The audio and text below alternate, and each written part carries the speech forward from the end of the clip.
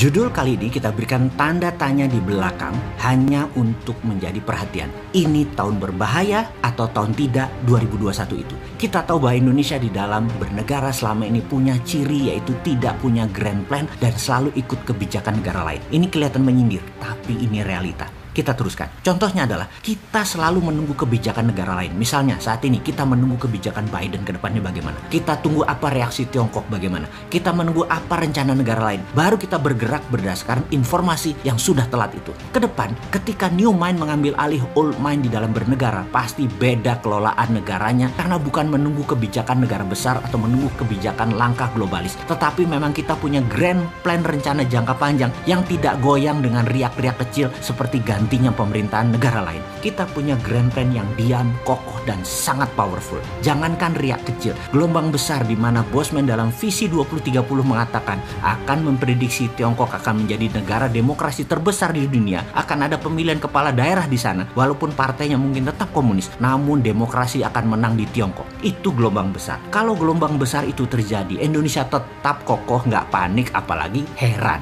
Bahkan ketika di tahun 2030 nanti dikatakan Amerika itu compang-camping bernegaranya, kita tetap kokoh dan menjadi negara pemenang. Indonesia tetap menang dengan kekuatan spice-nya dan mineralnya, ditambah kemampuan abdi negaranya yang mumpuni dengan new mind. New mind ini harus memiliki kekuatan membaca tentang masa depan, tentang tren, tentang market, tentang bergesernya hegemoni kepentingan, tentang alkemi baru dan bagaimana mengantisipasi plus menciptakan counter alkeminya. Apa pemikiran new mind di tahun 2021 ini? Kita review sebentar apa yang terjadi, melanjutkan peristiwa di tahun 2020 yaitu kondisi ekonomi yang 2 kuartal minus dan masih akan berlanjut minusnya karena imbas COVID. Masalah kesehatan dan politik luar negeri global akan sedang tidak begitu bersahabat. Plus gerakan ketidakstabilan juga ada seperti gerakan Tiongkok versus Partai Amerika pasca Trump di mana zaman Biden merupakan mendung yang terus menggayuti dunia. Efek BUMN-isasi di Indonesia mengubah peta arus uang di masyarakat dan akan mengalami puncak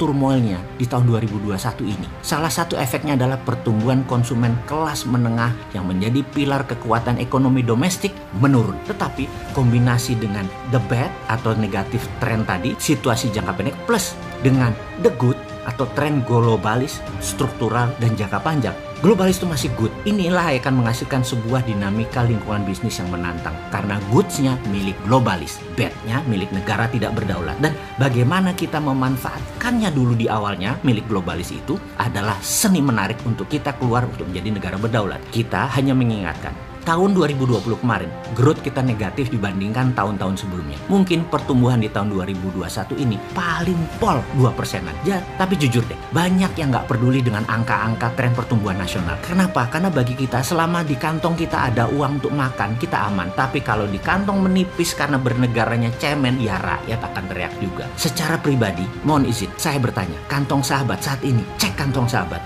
Jujur ya, menebal atau menipis? Kalau menipis, apa yang harus dilakukan? Kalau menebal, bagaimana menambah tebal lagi? Sebelum mengurai mikro, kita balik melihat dunia sebentar. Pemerintah Amerika di zaman Biden bukan lagi negara bisnis swasta, tetapi negara berbisnis. Model VOC, swastanya di backup militer. Amerika di zaman Demokrat, swastanya agresif keluar negara Amerika dan tentaranya adalah kekuatan negara menekan negara lain. Kalau New Mind tidak akan tinggal diam menunggu mereka bereaksi begitu. Lebih baik agresif melakukan hal yang sama. Swasta nasional di backup oleh negara. Sama seperti Tiongkok lakukan saat ini. Negara penekan, BUMN Tiongkok memanen. Sekali lagi, negara menekan, BUMN Tiongkok memanen. Tiongkok yang masuk duluan negaranya ke pit stop di masa COVID akan menjadi negara terdepan keluar dari pit stop di tahun 2022 dengan engine nyala penuh. Dan apa yang akan Tiongkok lakukan dalam waktu 1-2 tahun ini? Kita lihat sebuah fakta. Tiongkok adalah negara dengan debt hutang terbesar. Ghost town,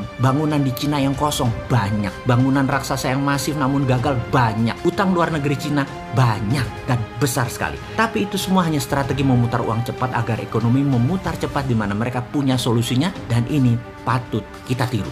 Dengan strategi obor, Tiongkok ekspansi. Obor memberikan hutangan kepada negara yang dalam tanda petik haus namun pendek akal. Proyek cepat kaya padahal ini adalah jebakan obor. Pinjaman uang Cina tadi dijaminkan proyeknya. Kalau perlu Tiongkok minta jaminan pemerintah atau sovereign garanti sebuah negara. Dalam pembukuan di negara Cina yang namanya debt swap, hutang Tiongkok yang besar tadi, asetnya ditukar dengan utang dari negara pengambil uang obor. Catatan, Cina ekspansinya pakai BUMN, di Cina dicatat dalam pembukuannya bisa disuap ke APBN Cina setelah aset negara lain plus jaminan negara setempat melengkapi kekuatan Tiongkok. Tiongkok beri bunga tentunya kepada negara peminjam, katakanlah 8-9%. Padahal Tiongkok dapat bunganya hanya 3-5%.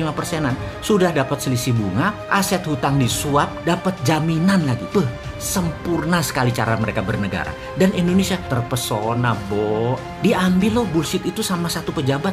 Kita kena bunga tinggi, kena trap jebakan aset yang nanggung rakyat semesta hingga anak cucu. Dan pastinya 2022-2033 akan kerasa banget karena cash flow kita menipis. Indonesia di masa ekonomi bust karena kebijakan tidak pro pengusaha sekarang menghadapi risiko besar di tahun 2021 ini. Kebijakan peningkatan pajak dan pemangkasan anggaran belanja Indonesia secara otomatis akan menimbulkan jurang fiskal atau fiscal cliff. Risiko besar dari kebijakan memangkas secara tajam defisit anggaran ini adalah akan terjadi kelangkaan peredaran uang di sepanjang tahun 2021.